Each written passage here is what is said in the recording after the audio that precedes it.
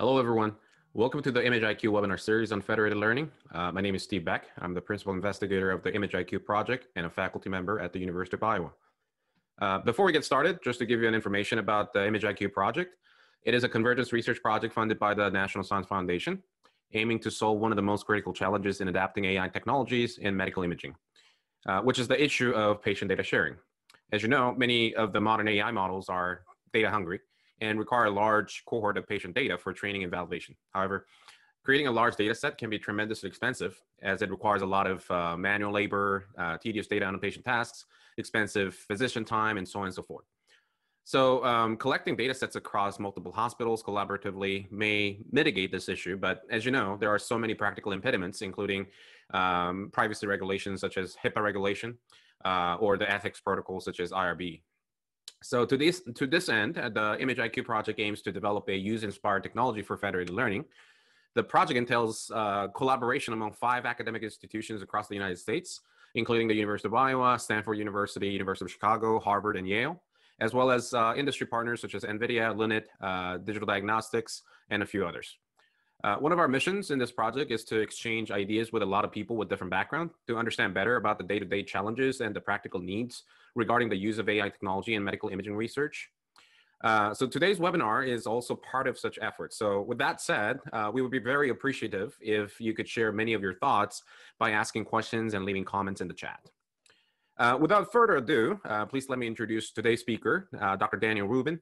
Dr. Rubin is a professor of biomedical data science, radiology, medicine, biomedical informatics, and ophthalmology at Stanford University.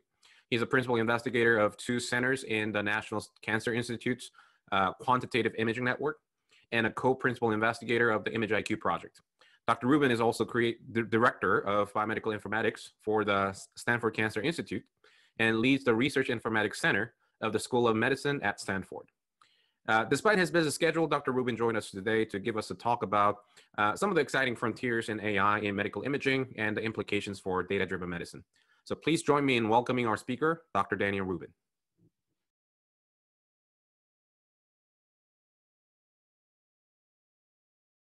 And one handy way of dividing them up is what I would call upstream or downstream. Upstream would be before the AI hits the object in which a physician is going to operate. In the case of imaging, it's before the image is acquired. And that would be things like scheduling a patient for a procedure, protocoling how the procedure will be done, what should be the protocol for setting up the scanner, the workflow, orchestration of everything that happens before the image is actually acquired, and even including the image acquisition itself, like reconstructing the image, and the very popular work in upstream is really focusing on ultra-low dose imaging in CT, ultra-low dose imaging in PET, and denoising. So then once the image is acquired, it flows downstream to the radiologist. And when you say AI in radiology, most people think of the downstream AI applications that include analyzing the image and detecting disease, or segmenting it to make measurements to quantify tumor burden, and very importantly, the diagnosis, help the clinician make a better diagnosis.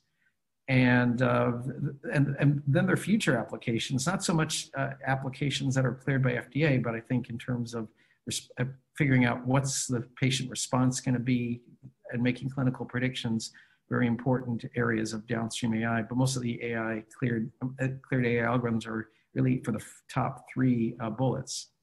And I want to emphasize that the focus of almost all the AI applications to date, at least in the imaging space, is on the image itself or the workflow or the diagnosis. But and the input is just the image, or in the case of upstream AI, scheduling, workflow, the stuff that's happening before the image is acquired, but not the clinical data or other data related to the patient. And that's different than what clinicians deal with, because clinicians deal with everything. They integrate all the information before making a decision. And I want to therefore start by saying that there are important clinical needs that can be addressed by having AI operate only on images, and I'm listing them here. And this is the focus of most commercial activities. But clinicians, non-radiologists, focus on these issues. I mean, the radiologist admittedly focuses on the top 4 bullets. But clinicians who ask for radiology imaging care about the patient. They care about what's the best treatment. They care about whether the treatment is working, and they care about particularly what's going to happen to the patient in the long run. Maybe I should switch therapies. Now, these are decisions for which radiology has influence, but it's not the only part of the story. So I call this clinical decision-making. This is a partnership of the radiologists and referring clinicians, and it's a partnership of data. It needs putting image data together with other data for coming up with this. I would also argue that although the top 4 bullets are important, and there will be important advancements made in AI and improving these 4 tasks, radiologists do pretty well right now. Patients aren't dying left and right because, you know, we aren't detecting disease adequately. I mean, we can definitely reduce costs and improve efficiency, but the last 3 bullets, treatment selection, response assessment, and clinical prediction, clinicians struggle with. And here's where AI could have a major influence. And so that's why I think this is a really exciting research area. So let me focus, though, on the challenges and go through these in turn. Starting with integrating multimodal data, to follow up on what I was talking about before, is you need this if you're going to make clinical prediction models. So when I say multimodal data, I mean multiple modalities, images, of course, and we have all kinds of modalities even in imaging. I mean, you could make a multimodal model just from images by combining chest X-ray and CT and PET and other things. So images are one of the modalities, and there's multiple modalities within the imaging modalities.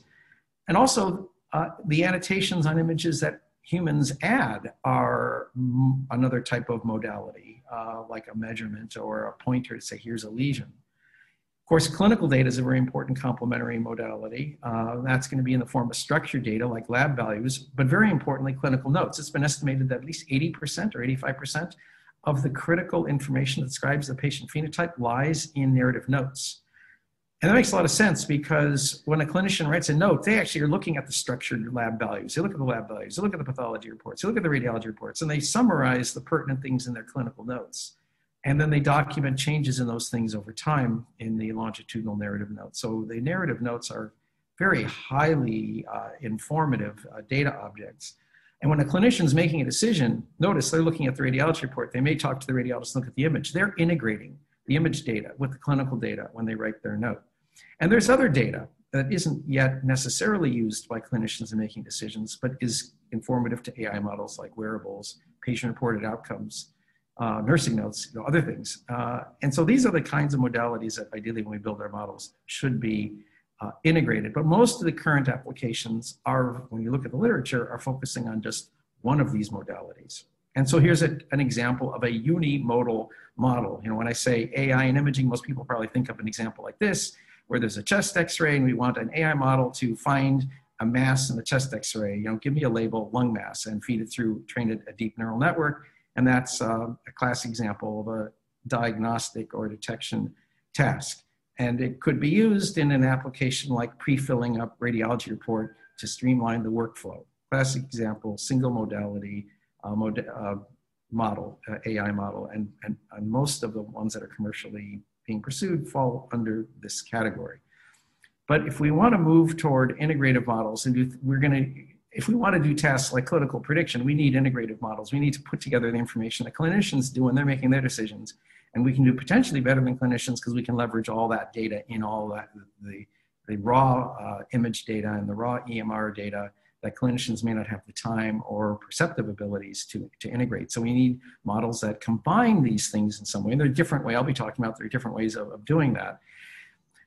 So we're going to need methodology for generating features from both the images and the text. I showed you in the previous example, we have, of course, CNNs for images, no problem feeding raw image data into deep models. We can't just throw raw text in. We need a methodology for generating features from text. And the status of the state of the art in doing that is word embedding methodology, which I'm sure many people are familiar with, where you will learn a vector representation, a vector space, based on the co-occurrence of every word with some window of words around it. The classic mantra that kind of guides the intuition behind this is that the definition of a word is based on the company it keeps, the words that surround it tell a word something about what its meaning represents. And so you learn a vector space based on this. And this vector space is learned by a completely unsupervised methodology. You just take a whole bunch of raw text and learn a model. There's a whole bunch of word embedding models, and now there's other approaches, transformers. These are the state of the art. In the old days, we used what was called bag of words, or we made vectors based on term frequencies, but they didn't capture, disambiguate synonymies, and didn't capture semantics. In a vector space of word embedding, each dimension is a different semantic representation of the term. And what happens when you plot terms in the vector space is that terms that have similar meaning, like sun and the moon, have a vector similarity to those that are very different, like dog. And the advantage of that is that becomes a feature representation. We don't use the raw text, we use the embeddings generated from the text as our feature space, and then we use that feature vector input to train our application. For example, a classifier or an extractor. So that we have a representation, just like with images, for working with text, and now we can combine the two. So we can, and by the way, I showed you in the previous example, feeding a raw image. One could first put the image into an embedding space. That's a way of reducing the dimensionality of the image and generate a model from that. I mention that because when we do multimodal models, it's actually advantageous to generate embeddings from both the image modalities as well as the text modalities, and then integrate them. This is actually a active research area. How is the best way of generating these multimodal models? I'm showing three common approaches. On the left is what's called early fusion, and there's different things you could fuse. But an advantageous thing to do is, as I said, put both the images. Let's say this is the vector embedding of the image, and this is the vector embedding of the text. As a prior step, aggregate them together and then train a model based on the concatenation of the vector embeddings. And that's called early fusion, where we fuse the features from text and images first and then train a model.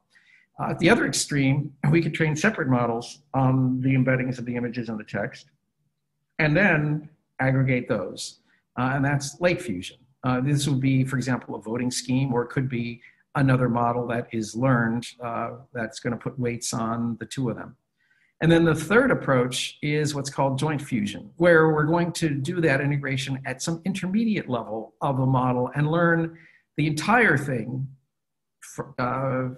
end to end. The weight, how you weight the concatenation at internal level will be learned end to end during the learning. Advantages and disadvantages of this approach is clearly in this approach a gazillion features to be learned in that way, fewer features in the other methods. And is one method better than the other in all use cases? Probably is use case dependent. This is an active research area. But just to show you one example of the power of the methodology. We wanted, in this example, to generate a model to predict the progression. Notice I've got a prediction task. Will a patient who's got age-related macular degeneration, which is, by the way, the commonest cause of blindness in people over the age of 60. So if you're over 60, it is good to see your eye doctor regularly. Patients who have AMD, a small percentage, around 5%, progress to a very severe form called neoproliferative AMD. If that happens, they progress to blindness very, very rapidly. And if you are in a low risk category, you probably could see your doctor once a year. But if you're in a high risk category of progression, you should be doing things to detect the progression much, much sooner, like daily looking at what's called an Amsler grid or seeing your doctor more frequently. The question is, how do you risk stratify people? How do you tell if someone's going to likely progress in a short time or a long time? There are no methods of doing that right now. There have been a variety of qualitative methods, rules of thumb, but no one's got a good model. So we wanted to develop a model that can fairly accurately predict, will someone progress in a short time? The definition of short time is less than 3 months. And the way we built this model is a multimodal model where we have embeddings of clinical data and image data shown as these blocks. And so so this is an example of early fusion where we're fusing them at the beginning, and then we've got a CNN and make a prediction at this time point. Now this has one more complication, and that is it's longitudinal. So we're not only doing multimodal, but we're doing longitudinal because patients see their eye doctor, let's say every year or every 6 months, and they get an image taken at that time point, and there's also clinical data. So we learned a model that is an LSTM, so we can take into account longitudinal dimension of the data, as well as the multimodal nature of the data. And then we predict at the final time point. And so the question is, how well do we do? We wanted to compare that with random forest, where you take a time point and you just integrate all the data and use random forest to make a prediction, and the AUC is about 0.64, not that great. The LST model has an AUC of 0.96, predicting incredibly well. This was 10-fold cross-validation. And by the way, clinician accuracy, how well does the clinician do? They do about as well as the random forest does. So drastic improvement. So this shows the power of multimodal data, but also longitudinal data for enabling a clinical prediction task. Next challenge I want to focus on is generalizability. There was a very nice paper by Zech, I'm showing here, where they looked at training a deep learning model for a task of detecting pneumonia on different kinds of data sets and testing on different kinds of data sets. To illustrate the problem shown here, that the performance of an AI model depends entirely on the data on which you train. So what they're showing you here are the different data sets that were used to train the model, and what the sensitivity, specificity, these are the various metrics of performance were on different models trained with different kinds of data. In this case, they're all the same kinds of cases, but they're coming from different institutions, and the performance is all over the map. So it illustrates the problem of the fragility or the lack of generalizability of AI models. They don't perform uniformly well unless it's a highly representative data set. And most AI models are not necessarily trained on the most representative data. So if we want to overcome the generalizability problem, we want to get our hands on more data. The ideal thing would be get your hands on a ton of high quality labeled data, but that's very costly. So what are our alternatives? Well, one is we can get our hands on certainly a lot of unannotated data. That's a lot cheaper. And so the first thing I want to talk about is leveraging unannotated data using a methodology called weak learning, which is cheaper, less precise sources of labels. I'll also talk about two other strategies, removing low value training cases and also leveraging data from many institutions with federated learning that Steve was talking about. Then the concept of weak learning is we can get access to a lot more cases, but they're not annotated. So we can programmatically use what's called a generative model to generate labels and then figure out which labels are more or less robust by looking at how which labeling functions are concordant and which are discordant, and throw out the lowest quality labels. But even the labels that are retained that seem to be concordant with each other may still be noisy. But if we have a ton of labeled data, even if the labels are somewhat inaccurate, we can still get a model that performs very well or even better than a model trained with lesser amounts of high quality data. And just to illustrate that, we did this recent work, a citation at the bottom, where we wanted to train a classifier of chest X-rays, normal or abnormal. Many different diagnoses are abnormal. And we generated weak labels by taking the associated reports and made labeling functions to just look for keywords in reports and put the labels of the diagnoses on the chest X-rays based on the occurrences of the terms in the reports. Now, of course, there's no accounting for negation or other context information, so the labels are weak. They may, if a report says no cardiomegaly, we'll still put cardiomegaly on as a label, but that still, even though it's weak, is informative as shown here. Here's the ROC curves of 3 different kinds of cases where we have EX is expert or high quality labels and CL is noisy or clinical labels. 200,000 cases, 20,000 cases, and 2,000 cases of high quality or clinical noisy labels. And what I want to point out here is in a typical scenario, at best, you might get around 2,000 high quality labeled cases. And with that, we get an ROC curve shown here in the 80-ish range. And this blue curve is 200,000 unannotated cases trained using these noisy labels with weak learning. And we exceed the performance of the 2,000 high quality labeled case in terms of performance that you see. We do even better when you go more and more cases. So bottom line is weak learning can be powerful for generating more robust models, but still you may not completely overcome the generalizability problem.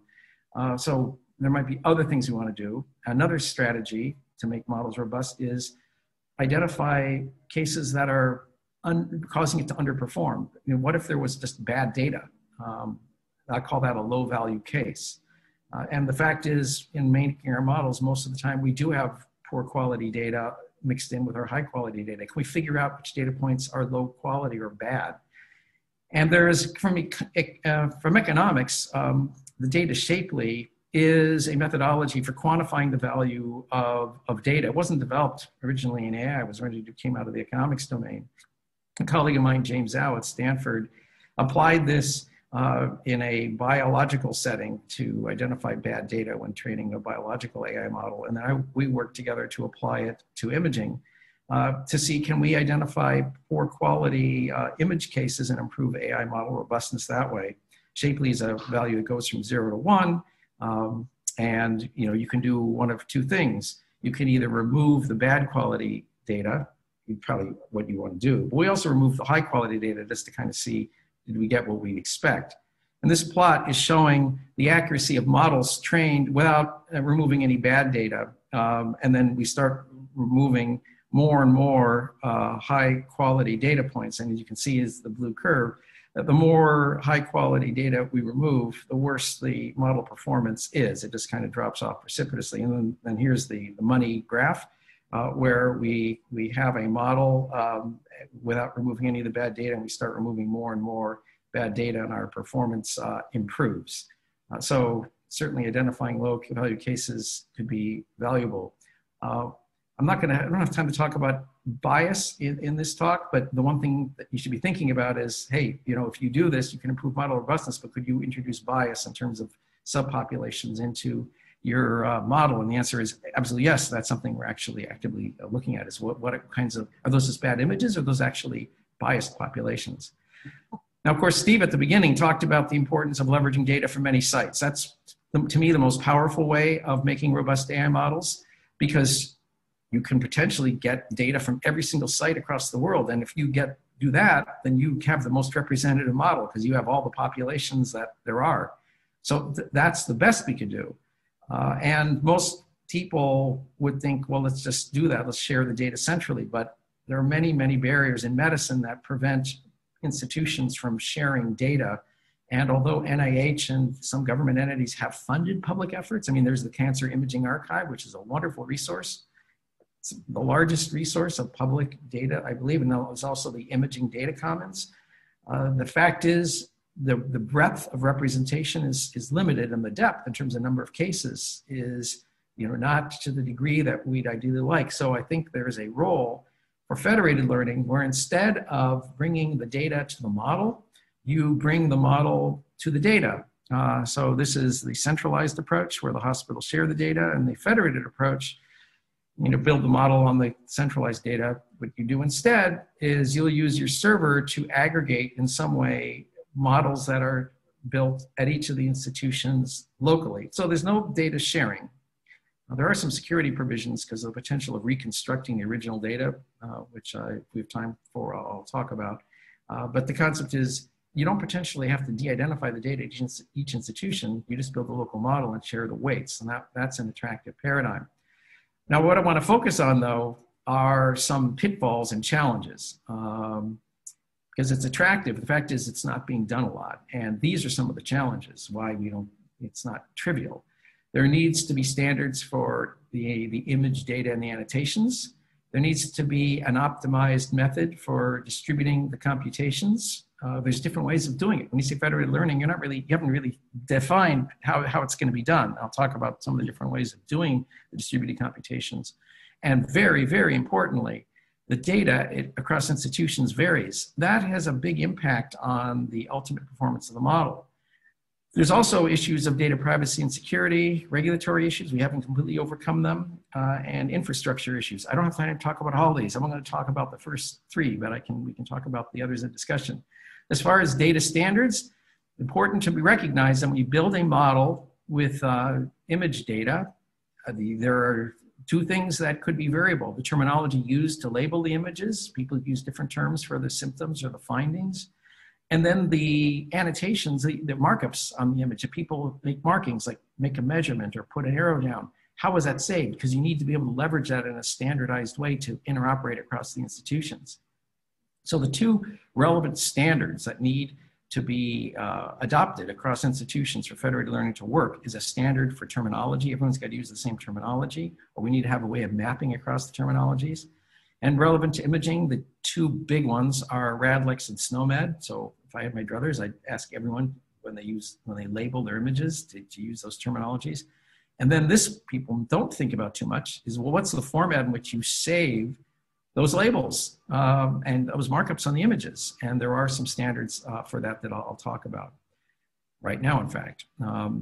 The NCI developed a standard for saving those annotations in a format that's called AIM. It stands for Annotation Image Markup. It was originally devised as an XML schema. Now there's a JSON on it. And it has been incorporated into DICOM as what is called DICOM TID 1500. So DICOM SR is part 16 of the DICOM standard that handles all kinds of objects that are not image data per se, but image metadata. And image markup and annotations are image metadata. So there's a DICOM SR standard template for capturing AIM, and that's called TID 1500. So if everyone who's using tooling for annotating images saves those annotations in this format, we have interoperability. And there's one other standard related to DICOM called DSO, or DICOM segmentation object. That's for saving map segmentations where you use a paintbrush or something. So those are the two standards. Those could capture all the kinds of annotation information relevant. Fortunately, there are tools. Commercial PACSs are supporting some DICOM SR, but I'm not aware of anyone who's supporting the TID 1500 yet. But there are some open source tools that are supporting this. The Electronic Physician Annotation Device, EPAD, which is developed in my lab, freely available, open source, web-based. It's like a PACS. You can annotate images, like draw ROIs. You can fill out, put labels on the images with diagnoses and findings, and draw ROIs. It also has a plugin mechanism. If someone is doing an application where they want to generate image features or embeddings, it will generate that. But the important thing is everything that's generated, all the annotations and labels, are saved in this annotation and image markup AIM format for interoperability.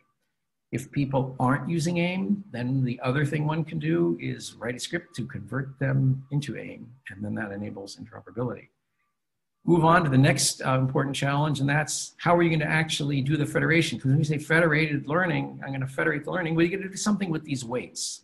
So most people probably think you average them. That's called model averaging or ensembling, but that's not the only way of computing the model when doing federated learning. You could transfer the weights in a methodology called asynchronous or synchronous stochastic gradient descent. There's split learning. We've developed a method called cyclical weight transfer. I'll talk about it in a moment. And there's even other methods. People keep coming out with different methods. And these do not all produce the same result. And just to show you that, we studied 3 different methods, B, C, and D here.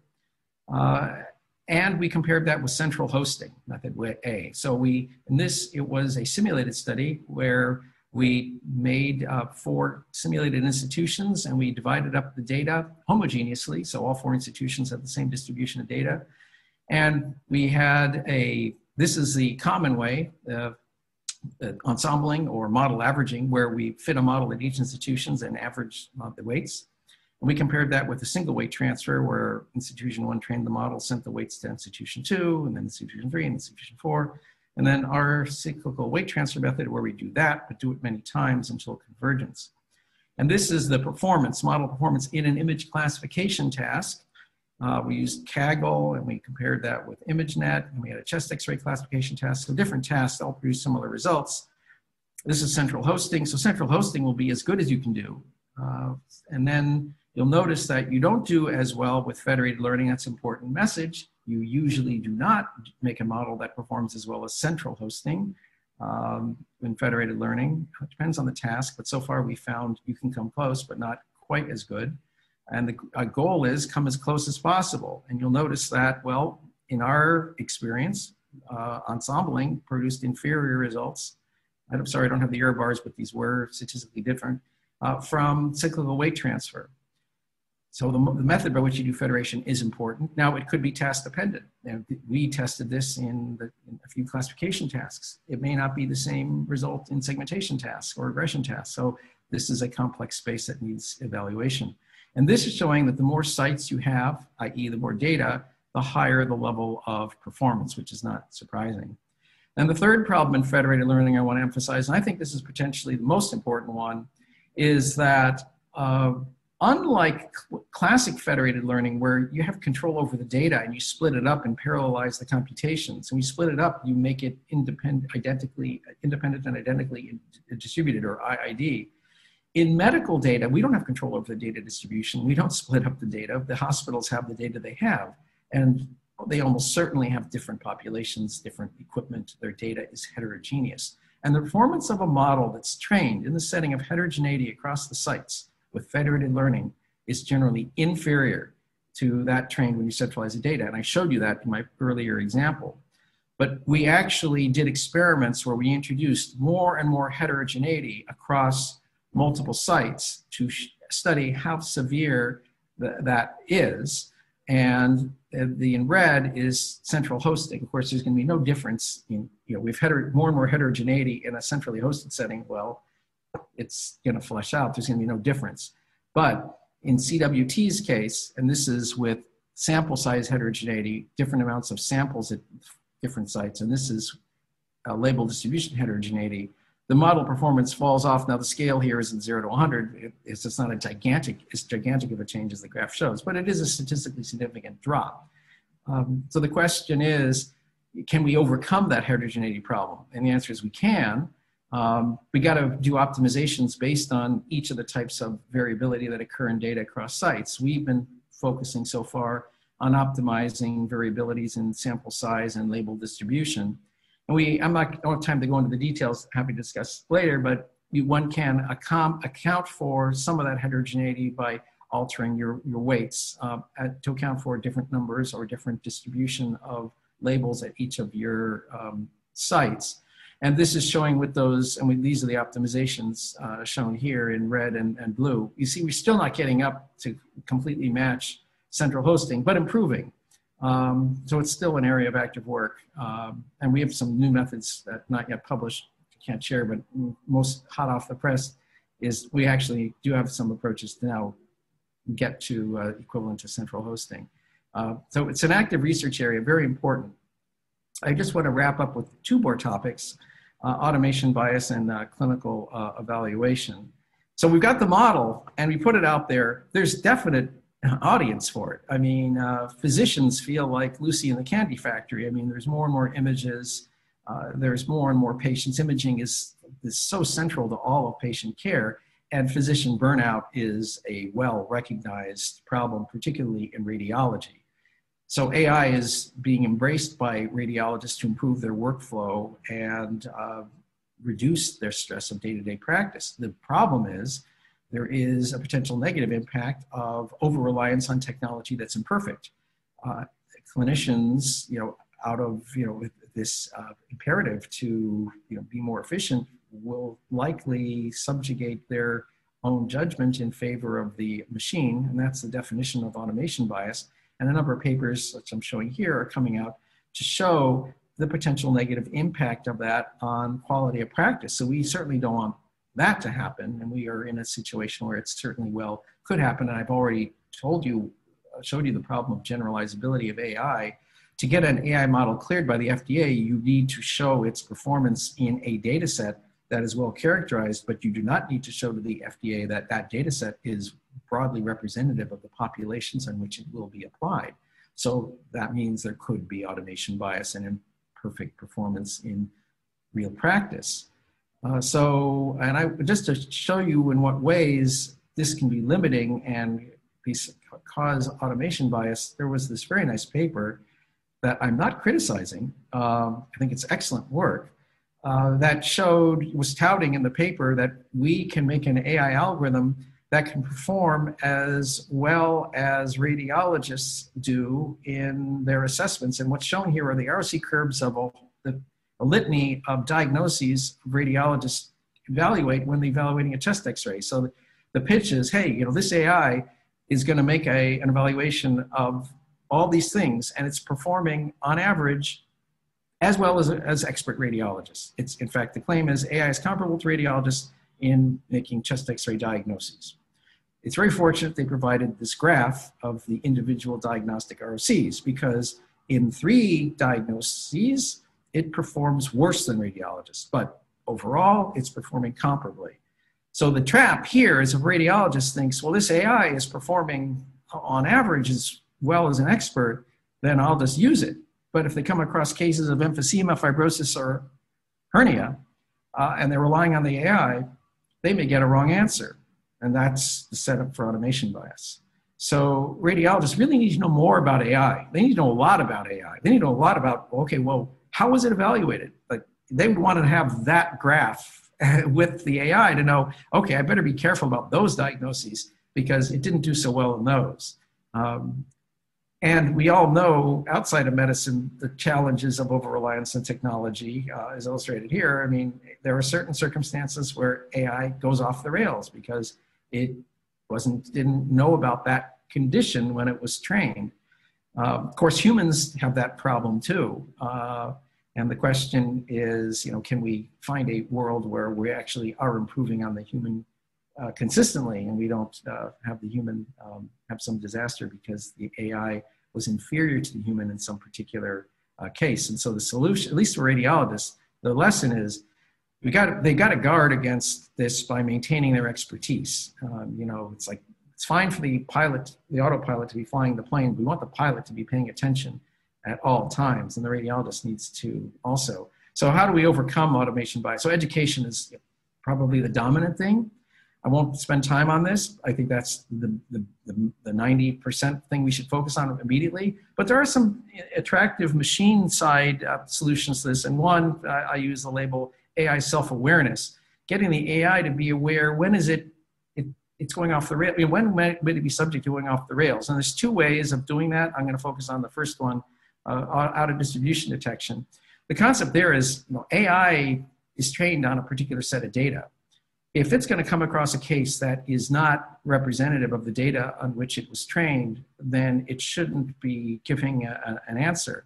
And that's a case of out of distribution. A case is not in the distribution of cases on which it was trained. So if we can get the AI to recognize when it is seeing a case that's not within the distribution of cases on which it's trained, when it could give it could say, you know, hey, I better not make an opinion. Like if you have an AI algorithm trained to do bone age on a hand film, just to give you an extreme example, and it's given an elbow film, it probably shouldn't give an answer, although it will if you feed in an elbow film. So we've been doing work to calculate or generate a metric for how well in the distribution is this case, how similar is it to all of the other cases that were used to train the AI, and this was actually the bone example. We have a number of different kinds of X-rays of different anatomic parts. We wanted to separate hand films from other kinds of films. And, you know, that can be used to translate into a confidence factor for the AI to say, you know, I better not evaluate this case, you know, if it's not the kind of image that was used to train me to predict a bone age. Although this is doing very, very well, it's not perfect. You can see there are some cases of films that would be, you know, not recognized as being or recognized, we said I shouldn't evaluate this one, I really should. Those are, we draw the line such that we don't have any out of distribution cases, but we're excluding some in distribution cases, which is not perfect. So this is also another important active area of research. And the final thing I'll just mention is clinical evaluation and post-marketing surveillance. As I said at the top, you know, everything an AI system, quote, knows is based on the data in which it's trained, and they may not generalize in practice. So what we need to do when a clinician is going to consider using an AI in practice is we need infrastructure for evaluating, you know, testing and also monitoring on an ongoing basis.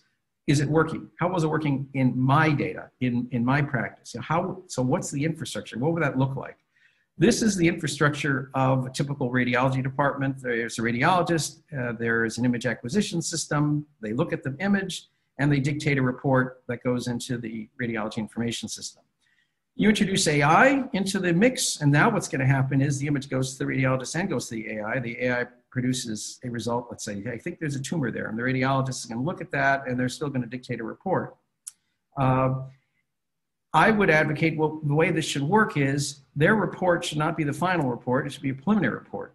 And then they should evaluate with other data, ideally, you know, the ground truth from the medical record, what actually happened. Was that correct or was that incorrect? If it was incorrect, they need to alter the report, or we'll say generate the final report, and record those failures in their system. Ideally, that would be made available to a registry. ACR is interested in setting up such a thing, and that could even be shared with vendors of examples of failures to be improving the algorithm. We've been working on such tooling to enable capturing agreements or disagreements with AI results as part of that ePod platform I showed you before. So the AI result is shown. If it's incorrect, the radiologist edits the annotation on the image or edits the report, and then that's saved as an error or disagreement. And then that can be saved in a registry of failures that could be used for tracking or measuring performance of AI, and even used for incrementally refining the AI in the future. So just to summarize, I kind of had a few major points. Number one, for really important AI decision tasks, we need to integrate image data and clinical data. Certainly there's good things to be done just with image data alone. I talked mostly about these challenges of how do you make a multimodal model, how do you address generalizability. I talked a lot about federated learning, but also some other methods of weak learning, and also finding noisy cases. Automation bias and the importance of clinical evaluation. And I talked about some potential solutions to these. Bottom line is, this is an active research area. It's exciting for young people, and there's a lot to work to be done. My only concern is that radiologists and people who are using AI are not sufficiently educated about some of these challenges and pitfalls. The researchers are aware of them and working on them, and there are products coming on the market. So we need to get at educating people as a high priority, and also developing some of these methods for measuring how well they work in practice as a high priority, as well as working on the research aspects. So I want to thank you for your attention. There is about 10 minutes or so for questions. I'd be happy to answer your questions. Thank you.